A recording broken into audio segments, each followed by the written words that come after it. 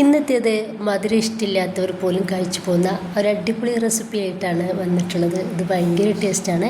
ഇത് നമുക്ക് ഓണത്തിനും വിഷുവിനൊക്കെ നല്ല സ്വീറ്റായിട്ട് ഉണ്ടാക്കിയെടുക്കാൻ വേണ്ടിയിട്ട് പറ്റും. അപ്പോൾ ഇതുണ്ടാക്കുന്നത് എങ്ങനെയെന്ന് കണ്ട് ഇഷ്ടപ്പെടുവാണെങ്കിൽ നിങ്ങളുടെ എല്ലാ സപ്പോർട്ടും ഉണ്ടാവുക. ലൈക്ക് ചെയ്യാനും സബ്സ്ക്രൈബ് ചെയ്യാനും കമൻറ്റ് ചെയ്യാനും മറക്കേണ്ട. അപ്പോൾ ഇതുണ്ടാക്കാൻ വേണ്ടിയിട്ട് ഞാനിവിടെ എടുത്തിട്ടുള്ളത് 1 കപ്പ് ചെറുപയർ പരിപ്പാണ്.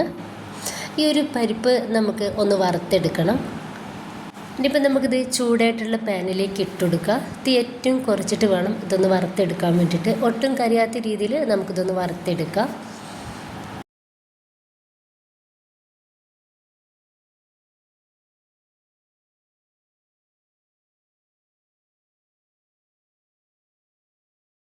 ഇപ്പോൾ ഞാനിത് നന്നായിട്ട് വറുത്തെടുത്തിട്ടുണ്ട്. ഇനിയിപ്പോൾ ഞാനിതൊന്ന് കഴുകിയിട്ട് കുക്കറിലേക്ക് ഇട്ട് കൊടുക്കുകയാണ്. ഞാൻ കഴുകിയെടുത്തിട്ട് കുക്കറിലേക്ക് ഇട്ടിട്ട് 2.5 കപ്പ് വെള്ളം ഞാനിതിലേക്ക് ഒഴിച്ചു കൊടുക്കുന്നുണ്ട്. എന്നിട്ട് നമുക്ക് ഇത് 2 വിസിൽ അടുപ്പിച്ചെടുക്കാം.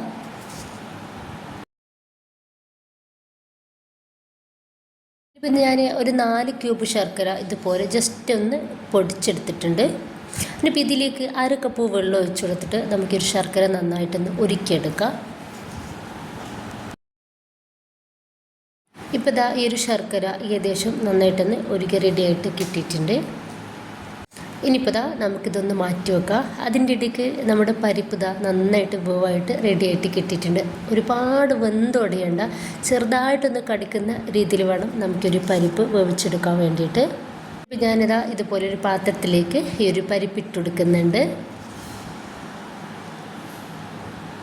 തന്നെ അതിലേക്ക് നമ്മൾ റെഡിയാക്കി വെച്ചിട്ടുള്ള ആ ഒരു ശർക്കര അരിച്ചിട്ട് ഒഴിച്ചു കൊടുക്കുക. മണ്ണും പുഴയൊക്കെ ഉണ്ടാവും, അതുകൊണ്ടിട്ട് നിർബന്ധമായിട്ടും അരിച്ചിട്ട് വേണം ഇതിലോട്ട് ഒഴിച്ചു കൊടുക്കാൻ വേണ്ടിയിട്ട്.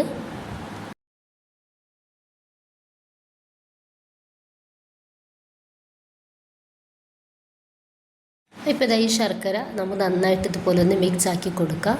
എന്നിട്ട് ഒരു 5 മിനിറ്റ് നമുക്കിതുപോലെ ഒന്ന് വേവിച്ചെടുക്കണം. വെന്തിട്ടുണ്ട്, എന്നാലും നമുക്കൊരു 5 മിനിറ്റോളം ഇതൊന്ന് തിളപ്പിച്ചെടുക്കാം.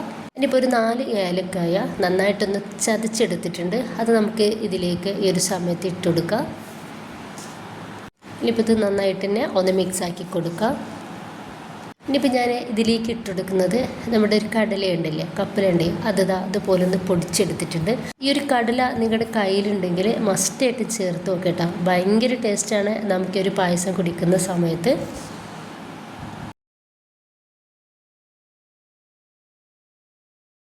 മധുരമൊന്ന് ബാലൻസ് ചെയ്യാൻ വേണ്ടിയിട്ട് ഒരു നുള്ളു ഉപ്പ് കൂടി ഇതിലേക്ക് ചേർക്കുന്നുണ്ട്. നന്നായിട്ട് മിക്സ് ആക്കി എടുക്കുക. ഇനിയിപ്പോൾ ഞാൻ ഇതിലേക്ക് ചേർത്ത് കൊടുക്കുന്നത് 1.5 കപ്പ് പാലാണ്. അപ്പോൾ പാല് കൂടി പോകണ്ട, എന്നാൽ കുറഞ്ഞും പോകണ്ട കേട്ടോ. അപ്പോൾ 1.5 കപ്പാണ് ഞാനിതിലേക്ക് ചേർക്കുന്നത്.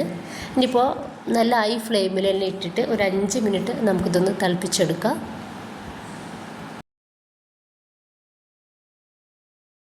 ഇനിയിപ്പോൾ നമുക്കിത് നന്നായിട്ടൊന്ന് തിളപ്പിച്ചെടുത്താൽ മാത്രം മതി. ഇനിയിപ്പോൾ ഞാൻ ഇതുപോലെ ചെറിയൊരു പാത്രത്തിലേക്ക് 1 ടേബിൾ സ്പൂൺ നെയ്യ് ഇട്ട് കൊടുക്കുന്നുണ്ട്. ഇതിലോട്ട് കുറച്ച് അണ്ടിപ്പരിപ്പും മുന്തിരിയും ഒന്ന് ഇട്ട് കൊടുത്തിട്ടുണ്ട്. നമുക്കിത് പായസത്തിലേക്ക് ഒഴിച്ചെടുക്കാം.